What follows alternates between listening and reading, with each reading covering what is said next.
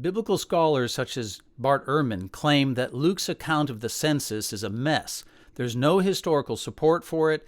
The way in which Luke reports the census doesn't correspond to the way Romans actually conducted their censuses, and also that Luke even contradicts himself by claiming Jesus was born both under Herod and under the Roman governor Quirinius, whose reigns don't overlap.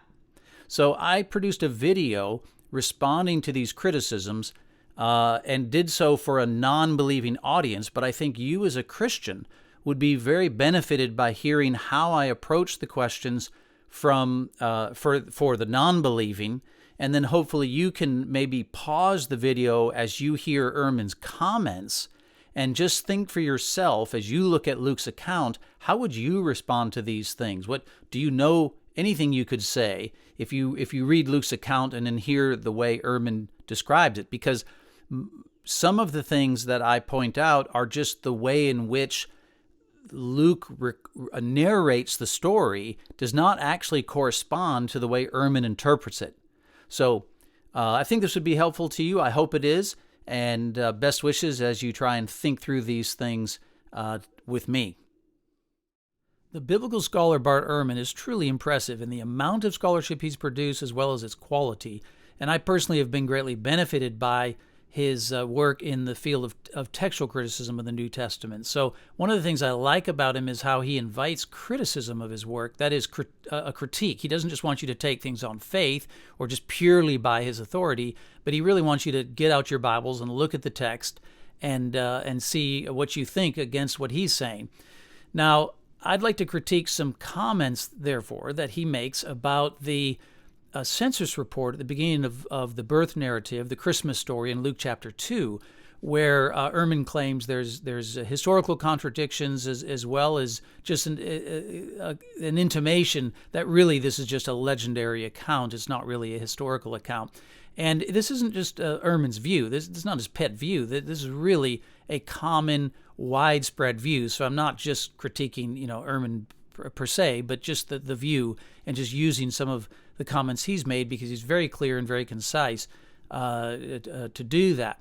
Now, there are also, by the way, Christian scholars that hold to some pieces of what I'll critique. So it's not, again, this isn't just a critique of Ehrman, but it's just inviting you to look at the evidence in light of some of the things that I'll bring out from some other scholars as well. Now, the fork in the road that we're going to land on is a difference in how to understand the basic meaning of the text of Luke, as well as its logical progression of thought, and then how this all aligns with some of the primary historical evidence. So that's where I think the fork in the road is really going to be. But let's just begin by reading Luke chapter 2.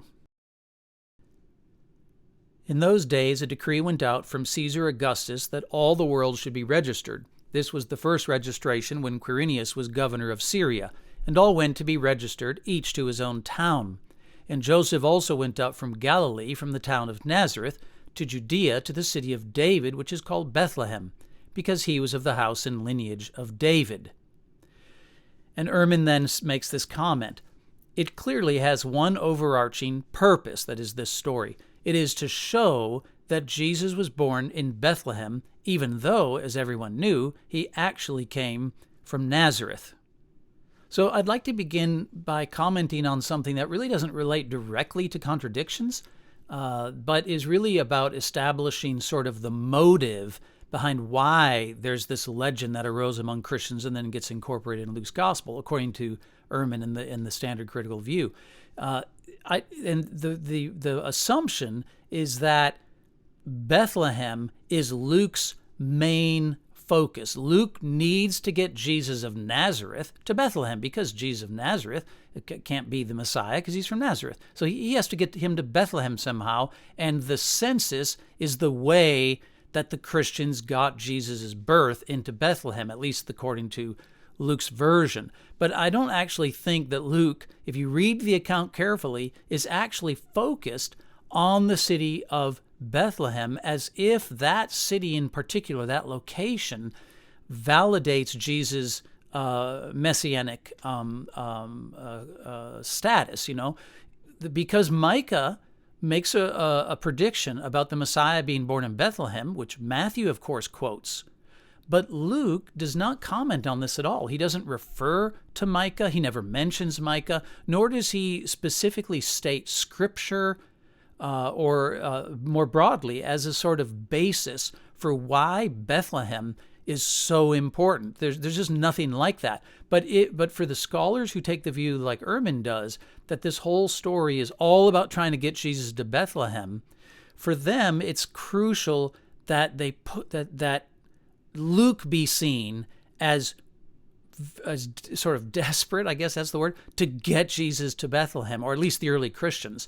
So if that's removed, if that motive is removed, then the impetus behind including the legend or creating including the legend from Luke's perspective is rendered sort of impotent, I guess. So what does Luke actually say, though? Like, if we're just reading the gospel, what does Luke say is important?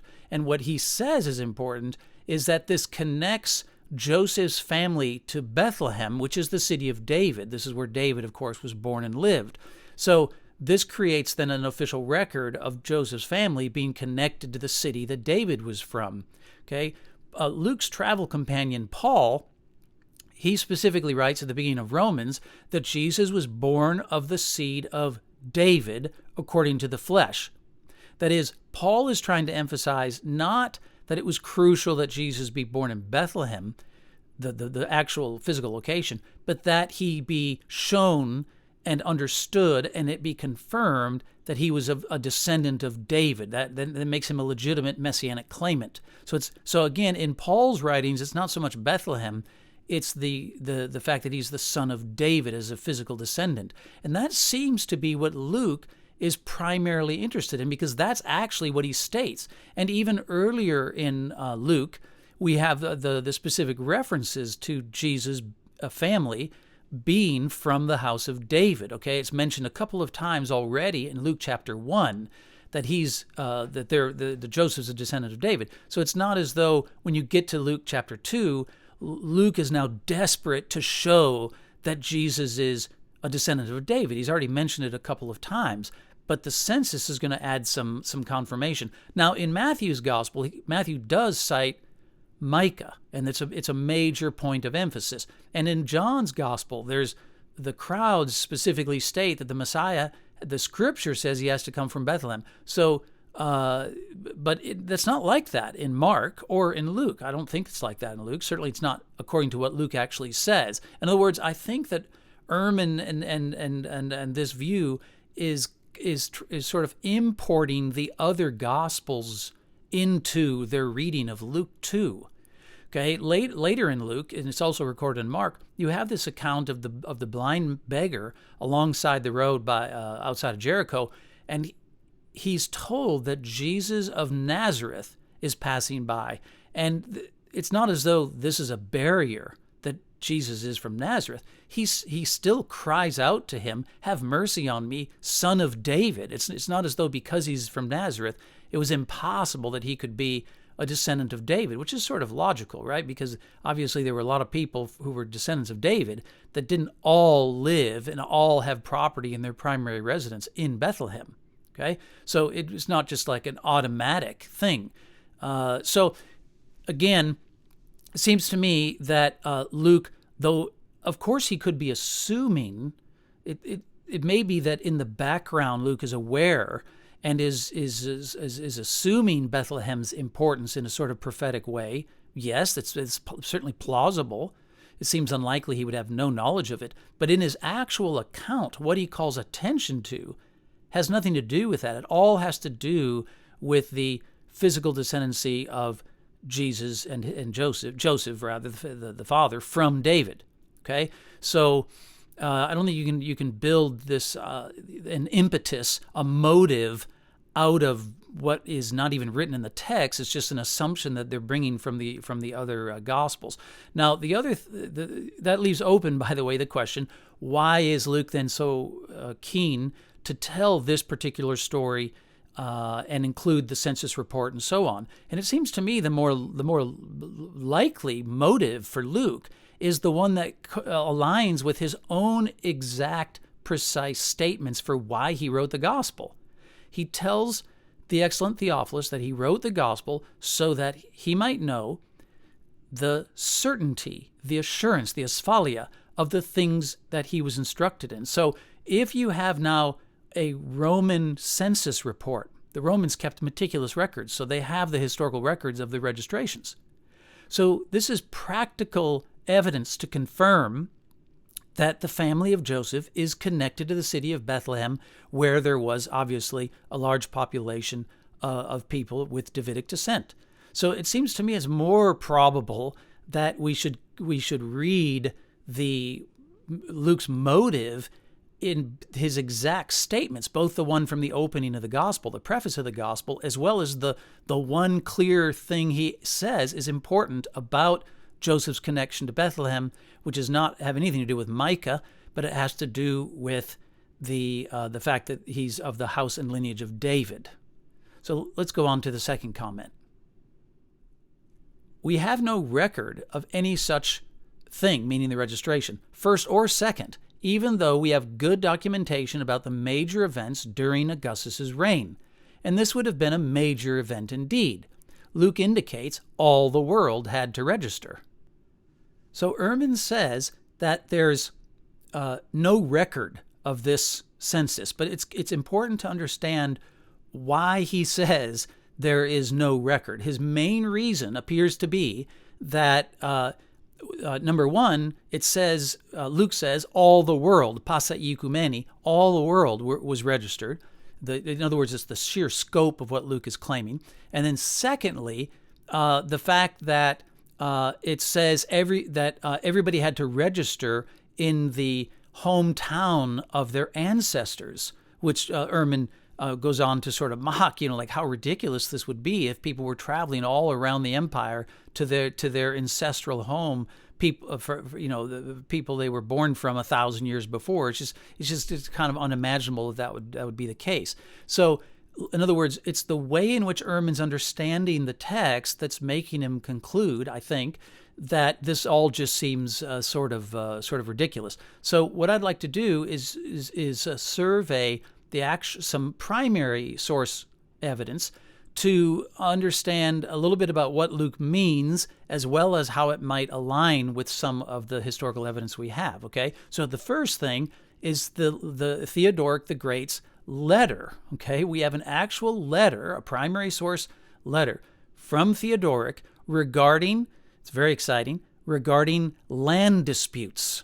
Okay, and in the account, he specifically mentions that there was an Augustan census of the Orbis Romanus, the Roman world, the whole Roman world. And Orbis, of course, Romanus is a synonym of passa ecumeni. It's a reasonable synonym anyway of this expression in Greek.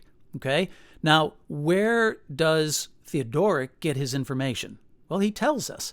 And he says, he doesn't say anything about Luke's gospel. He doesn't say, actually, the wording he uses does not at any point come from Luke's gospel, but rather he specifically says it's from a metricus, a Roman metricus, meaning a land surveyor who was also an author.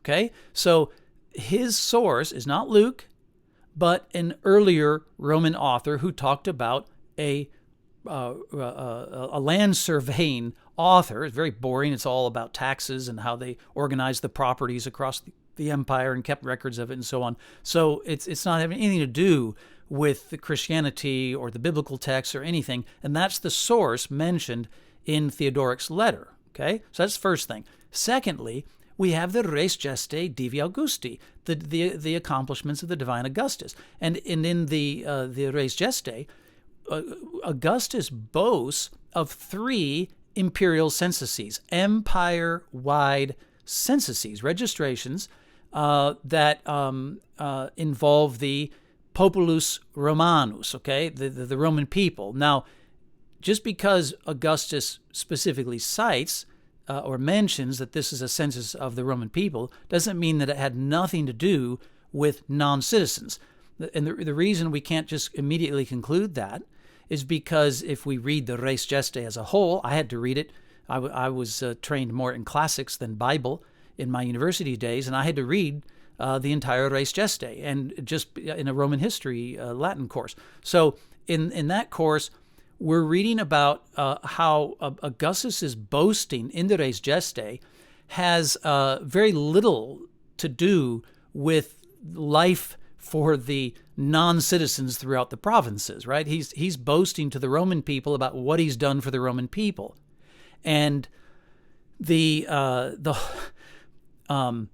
fact that he doesn't mention censuses or registrations that actually provoked local revolts in different parts of the empire is hardly surprising in the Res Gestae. So we have a record of him boasting about these censuses, but he doesn't specifically state, for obvious reasons. By the way, the only time he mentions anything about non-citizens is to say he was merciful to them or they clamored to become Rome's friends. So it's his motives for why he might not have mentioned it seem sort of obvious. I don't think we should be looking in the Res Gestae for how these major censuses might have affected the policy of these censuses might have affected the provincial life for non-citizens. Okay. Now, the other thing to keep in mind is that Augustus dates these censuses, one of which is dated to 8 BC, which of course puts us into the time frame of where Herod is still alive and Jesus is purportedly born. Okay. Now, another piece of evidence is that we know from external primary sources that there were registrations that commenced in the few years after this major census Augustus speaks of in 8 BC. The one in Egypt began around 3 BC and in Nabatea in 1 BC. Now, Nabatea is Edomite territory just south of Judea, okay? And it obviously is a client kingdom like Judea. So there were clearly registrations beginning to happen in the few years after 8 BC, Augustus's main census, okay? Another piece of evidence is from Tacitus. Tacitus tells us that there was a census conducted in a client kingdom, okay? They're not Roman citizens, in, I think it's Cappadocia, where he says that it was conducted in the Roman fashion and it was enforced, because there was a revolt, it was enforced by Roman legionaries, okay? So again, this is another piece of evidence that aligns with the record of Luke, where he's saying that in the client kingdom of Herod, the registration locally followed the ordinance that was decreed about registrations from Augustus, and presumably Luke is referring to the one in 8 BC. Okay? Now, Luke himself could read the Res Gestae because it was ubiquitously inscribed on temples around Asia Minor, where we know Paul and his apostolic band visited these cities. Okay? So he could easily have read it himself on buildings. And in the opening words of the Res Gestae, where there's the description of the Roman world that Augustus presided over, it's described as the orbis terrarum, the whole world. That is the equivalent expression. It's a synonym of Luke's Greek passa iekumeni. Iekumeni is regularly used as a synonym with orbis terrarum. Okay, so it's very plausible that Luke has simply taken his own description right out of the public Roman records that were inscribed on many, many buildings, okay? The final thing I would just say is that anytime you're analyzing this kind of evidence, you want to always start with some common sense or historical common sense, okay? Obviously, this can get you into big trouble, but you have to apply some measure of common sense. Luke lived through actual Roman registrations. His readers lived through registrations and knew of famous registrations. So the notion that he would create something that is just wildly inaccurate or ahistorical would be then highly problematic to his book, to his account, and what he's trying to achieve if he's trying to give Theophilus assurance. So it seems to me like it may not pass the sniff test that Luke is just completely wrong. Now, the papyrologist, the famous papyrologist, Roger Bagnell from Columbia, if you ever heard of that school, he makes the comment that even though there may be quibbles with the full historicity of everything Luke tells us, still the comments from Luke about the census are reliably giving us an insight into how provincials viewed these censuses, the major imperial ones. So I think that's a credible sort of starting point in terms of applying some historical common sense to this question. So let's go on to Ehrman's next comment. Joseph returns to Bethlehem because his ancestor David was born there, but David lived 1,000 years before Joseph. Are we to imagine that everyone in the Roman Empire was required to return to the homes of their ancestors from 1,000 years earlier? And of course, the simple answer to this is no.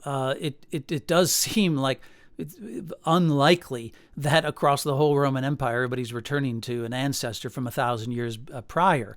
But then I don't think this is the way we have to read it. And I think Stephen Carlson's view in his paper is a much more likely natural reading of what Luke is actually saying. Okay, so Luke says, if you read it very closely, he says, all went to be registered, each to his own city. Okay, each person went to their own city. That's verse 3. All right, so if you just stop right there in the narrative, what is Luke saying? He's saying that people registered in the city of their primary residence, whatever their, quote, official residence, end quote, was, in the same way we sort of do today, okay? So this is the normal custom of a census, that you would be required to register in the place of your residence, where you actually own property, where you lived. Now, some people might have lived and worked temporarily or at least engaged in a lot of work outside of the main place of their residence and would have to return. We know that from Egyptian papyri. Some people did have to return from out in the country, so to speak, to their nearby home cities. So that's one thing. But most people would not have to be traveling. They just lived in their primary residence, in their town. So in verse 3, each person went to their own city, their own town. That is simply Luke's way of saying the normal custom was followed. I don't think there's any reason to read it differently. This is Carlson's way of reading it. I think it's just the most natural way to read it. Now, not everybody reads it that way, but then it's probably better to read what it actually says than to take something from later in the subsequent verses and try and force them back into the earlier part of the census, especially if they're that is the notion that everybody has to go to the home of their ancestors. That's coming later, okay? It's coming after verse 3, and they're reading it back into verse 3. But there's no reason to do that. It's not the logical progression. It's certainly not the textual progression. And why would we do that anyway, since no census was ever conducted that way? It's just better to read verse 3 as it is, which is the normal custom. Everybody registered in their city. And the reason Luke wants to mention that is because then he has to tell you that Joseph had to travel to Bethlehem. So he's not just traveling to a nearby town that he worked on the outside of. He's having to travel all across Israel. Why? Well, he was engaged, of course, to Mary up in Nazareth. So that probably, Luke doesn't tell us whether it was just work or his relationship with Mary. He's temporarily in Nazareth, yes. But as a result of the census, he and Mary travel to his hometown, that is his, quote, own city, end quote. That is where he lives. It's where he actually resides, okay? It's not that he was mainly residing in Nazareth and then just traveled down to Bethlehem for the registration. It's that his main residence is actually where his family lives, in Bethlehem, and that he was only temporarily in Nazareth, okay? So this is just about reading the logical progression of thought in the most natural way. All right, on to Ehrman's next comment. Contrary to what is often said and thought, there simply were not reliable genealogies back then. Well, clearly they kept genealogical records. We have them in the Hebrew scriptures, we have them in the Greek Christian scriptures of the New Testament, and of course we have them in Josephus. I mean, Josephus himself delineates, he traces his genealogy back to the Maccabeans and connects them back to the family, the priestly family, the Levitical family that's mentioned in the book of Chronicles. So Josephus certainly thought these records were reliable, and he's the most noted Jewish historian of the day. So it seems to me that we can't just dismiss the genealogical records out of hand.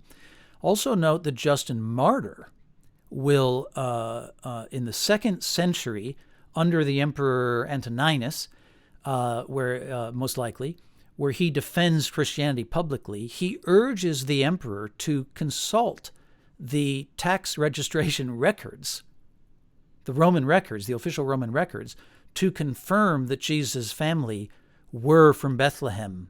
And so he certainly wouldn't have urged an emperor, you wouldn't think, because it's highly risky to urge an emperor to check the records that he can easily check if it's all just legend. Justin Martyr probably knew what he was talking about, we assume, since he's speaking to an emperor. All right, Ehrman's next comment. If the Gospels are right that Jesus' birth occurred during Herod's reign, then Luke cannot also be right that it happened when Quirinius was governor of Syria. We know from a range of other historical sources, including the Roman historian Tacitus, the Jewish historian Josephus, and several ancient inscriptions, that Quirinius did not become governor of Syria until 6 CE, 10 years after the death of Herod. Now, Ehrman is perfectly right about this. This is ground zero here of a very big problem, really the biggest historical problem, many scholars say, in the passage. So to be precise, it's Luke himself who says in chapter 1 that the birth of Jesus takes place in the days of Herod, king of Judea. But then it's also Luke who says in chapter 2 that the census, the registration, the first one, was under Quirinius, who was governor legatus of Syria. But since Quirinius, his legatus, began in 6 AD, we know that date pretty reliably, and Herod died in 4 BC, that's a decade that separates them, so they can't correspond. There's clearly a contradiction there. And so it's Luke's own statements, that's the point, is that would be contradictory. Now, this would be pretty surprising because Luke seems to know the rulers and their reigns and the major events of their reigns quite accurately in the Gospel of Luke and in Acts. This has been shown by the classicists. My background is in classics. I had to read A.N. Sherwin White and his publication on the Letters of Pliny back in university days. And Sherwin White wrote a book on Luke's reliability in regards to these kinds of details. So it would be pretty surprising, a contradiction, but nonetheless, as it stands, it certainly looks like a contradiction. But there's another problem that Ehrman doesn't mention, which is that in the book of Acts, which is, I believe, Luke's other major writing, in Acts chapter 5, Gamaliel talks about the revolt of Judas the Galilean in, quote, in the days of the census, end quote.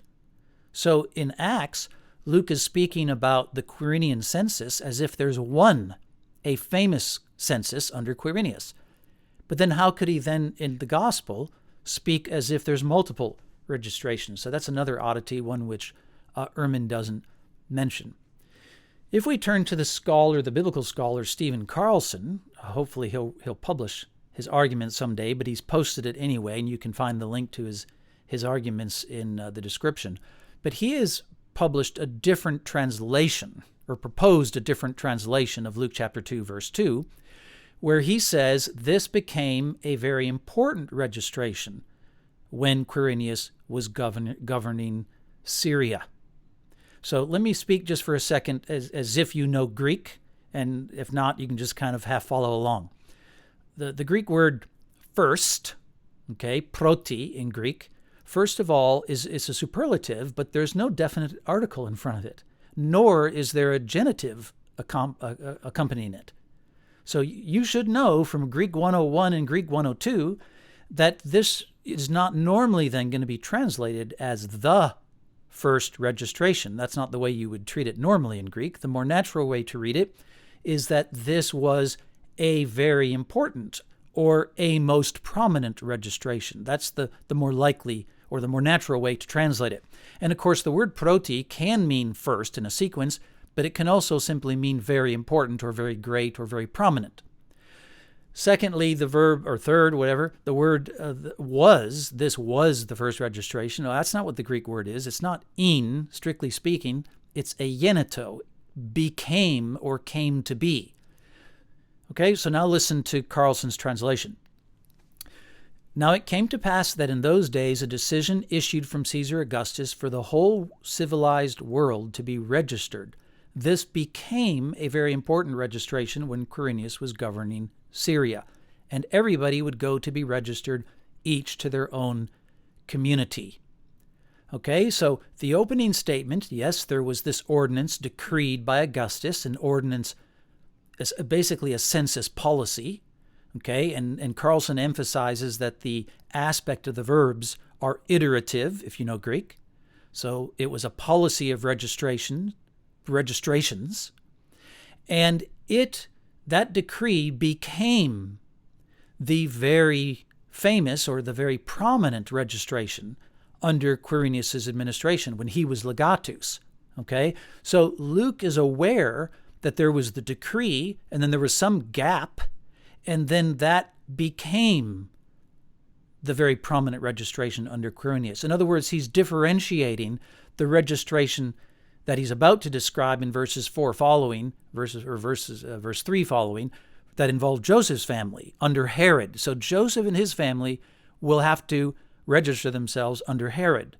But that's to be differentiated, to be divorced from the famous one that comes after it under Quirinius. Okay? Now, this would first of all obviously resolve the problem between Luke and Acts, because now both in Luke chapter 2 and in Acts, we only have one famous Quirinian census in mind, the census as it's spoken of in Acts, and a very prominent or a very famous, or a very, not famous, but a most important maybe census under Quirinius in Luke. Okay, the other thing is that it would the point of it would be to offer a historical peg as to when Jesus was born. Luke clearly does not know the exact year of Augustus's reign when Jesus is born. Otherwise, he would just state it. In chapter 3, verse 1, he states the 15th year of the reign of Tiberius is when John the Baptizer began his ministry. With Jesus, he doesn't know when he was born. So, he doesn't know when he's born. So, exactly. But he knows it's somewhere between the decree of Augustus and 8 BC, which is mentioned in the Res Gestae. It's somewhere around before Herod died, which is 4 BC. And then it's before Quirinius's registration in 6 AD. Okay, so that's 3 historical markers or pegs for his readers.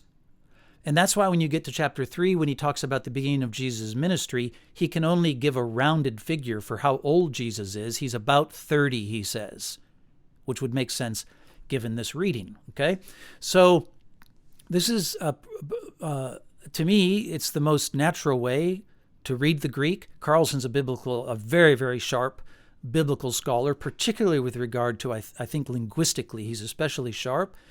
And so what this means is that as we're looking across the criticisms we've been covering from Ehrman, including this one, Ehrman's criticisms are just simply irrelevant to the text as Luke actually wrote it, both in terms of its basic meaning and its progression of thought. Now that, anyway, is the way I understand it. That's what's differentiating the degree of problems I'm seeing versus how Ehrman sees them. Okay, so is there a lingering problem or two? Sure. But it's not nearly, the problems aren't nearly as big if, in fact, you're reading the text what I think is the more natural way in terms of its meaning and in terms of its progression of thought. But what do you think? Let me know in the comments section, and I'll try to reply to substantive and thoughtful replies.